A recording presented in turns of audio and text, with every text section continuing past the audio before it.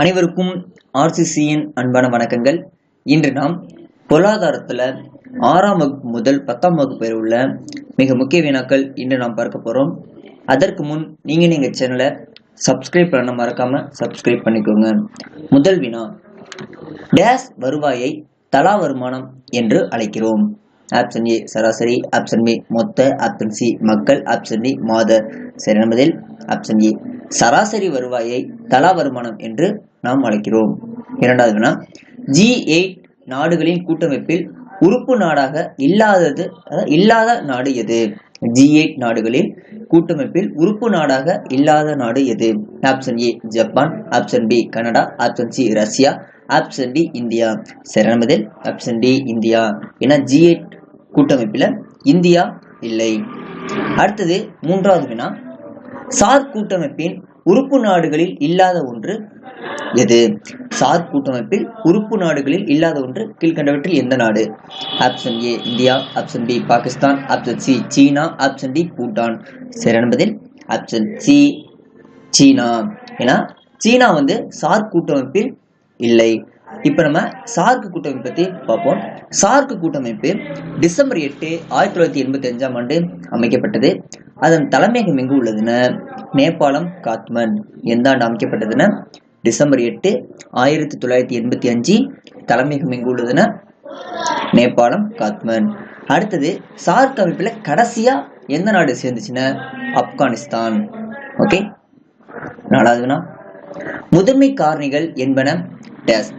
Option A நிலம், மூலதனம், option B மூலதனம், உழைப்பு, ஆப்ஷன் சி நிலம், உழைப்பு, ஆப்ஷன் டி இவற்றில் எதுவும் இல்லை. சரியான பதில் ஆப்ஷன் சி நிலம், உழைப்பு. முதன்மை காரணிகள் என்பன நிலம், உழைப்பு. ஓகே. ஐந்தாவது வினா, தொழில் முனைவோர் டேஸ் என அழைக்கப்படுகிறார்? ஆப்ஷன் ஏ பரிமாற்றம் செய்பவர், ஆப்ஷன் பி சமுதாய மாற்றம் காணும் முகவர், ஆப்ஷன் சி அமைப்பாளர், ஆப்ஷன் டி தொடர்பாளர்.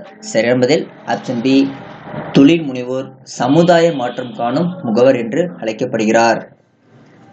ஆறாவது, உற்பத்தி காரணிகளை டேஸ் ஆக பிரிக்கலாம்? உற்பத்தி காரணிகளை டேஸ் ஆக பிரிக்கலாம்? Option A 3, option B 2, option C 4, option D 6. சரியான பதில் option B 2.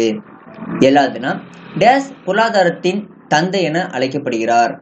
Option A Adam Smith, option B மன்மோகன் Singh, option C Albert Marshall, option D சர்கான் மார்ஷல். சரியான பதில் ஆப்ஷன் ஏ ஆடம் ஸ்மித் பொருளியலின் தந்தை என அழைக்கப்படுகிறார். எட்டாவதுனா, பண மோசடி நடவடிக்கை தடுப்பு சட்டம் இயற்றப்பட்ட ஆண்டு? எந்த ஆண்டு பண மோசடி நடவடிக்கை தடுப்பு சட்டம் இயற்றப்பட்டது? Option A 2002, option B 2001, option C 1999, option D 2004.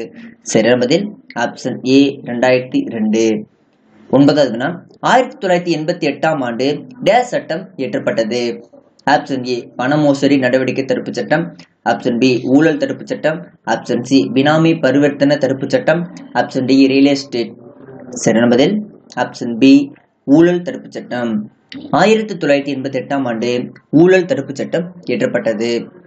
பத்தாவது, ரியல் எஸ்டேட் சட்டம் எந்த ஆண்டு இயற்றப்பட்டது? Option A 2018, option B 2015, option C 2017, option D 2016. சரியான பதில் ஆப்ஷன் டி 2016. 2016 தான் ரியல் எஸ்டேட் சட்டம் இயற்றப்பட்டது. 11வது, இந்திய இரும்பு எஃகு ஆணையம் SAL சாய் ஒரு டேஸ் நிறுவனம் ஆகும்? ஆப்ஷன் ஏ மணிரத்னா நிறுவனம், ஆப்ஷன் பி மகாரத்னா நிறுவனம், ஆப்ஷன் சி நவரத்னா நிறுவனம், ஆப்ஷன் டி இவற்றில் எதுவும் இல்லை. சரியான பதில் ஆப்ஷன் பி மகாரத்னா நிறுவனம். இந்திய இரும்பு எஃகு ஆலை நிறுவனம் ஒரு மகாரத்னா நிறுவனம். 12வது, பொதுத்துறை டேஸ் நோக்கம் உடையது? ஆப்ஷன் ஏ லாப நோக்கம், ஆப்ஷன் பி சேவை நோக்கம், ஆப்ஷன் சி ஊக வணிக நோக்கம், ஆப்ஷன் டி இவற்றில் எதுவும் இல்லை. சரியான பதில் ஆப்ஷன் பி சேவை நோக்கம். பொதுத்துறை நிறுவனங்கள் அனைத்தும் சேவை நோக்கம் கொண்டது. 13வது, மார்ச் டேஸாம் ஆண்டு அமைச்சரவை தீர்மானத்தால் திட்டக்குழு அமைக்கப்பட்டது? எந்த ஆண்டு திட்டக்குழு அமைக்கப்பட்டது? Option A 1950, option B 1947, option C 1951, option D 1949. சரியான பதில் ஆப்ஷன் ஏ 1950. எந்த ஆண்டு திட்டக்குழு அமைக்கப்பட்டதுன்னா 1950 மார்ச். 14வது இந்தியாவின் பொதுத்துறை நிறுவனங்களின் தந்தை என்று அழைக்கப்படுபவர் யார்? இந்தியாவின் பொதுத்துறை நிறுவனங்களின் தந்தை என்று அழைக்கப்படுபவர் யார்? Option A Jawaharlal Nehru, option B Gandhi, option C Rajaji, option D doctor V Krishnamurthy. சரியான பதில் option D doctor V Krishnamurthy இந்தியாவின் பொதுத்துறை நிறுவனங்களின் தந்தை என்று அழைக்கப்படுகிறார். 15வது மனிதவள மேம்பாட்டு குறியீடு HDI கணக்கில் பின்வரும் எந்த பரிணாமம் எடுத்துக் கொள்ளப்படவில்லை? பின்வரும் மனிதவள மேம்பாட்டு குறியீடுல எந்த பரிணாமம் எடுத்துக் கொள்ளப்படவில்லை? ஆப்ஷன் ஏ பாலினம், ஆப்ஷன் பி உடல்நலம், ஆப்ஷன் சி கல்வி, ஆப்ஷன் டி வருமானம். சரியான பதில் ஆப்ஷன் ஏ பாலினம். ஏன்னா HDIல இந்த பாலினத்தை எடுத்துக்கொள்ள மாட்டாங்க, மற்ற மூணும் உண்டு. 16வது பின்வரும் எம்மாநிலத்தின் கல்வியறிவு தேசிய கல்வியறிவு விகிதத்தை காட்டிலும் அதிகமாக உள்ளது? பின்வரும் எந்த மாநிலத்தில் கல்வியறிவு தேசிய கல்வியறிவு விகிதத்தை காட்டிலும் அதிகமாக உள்ளது?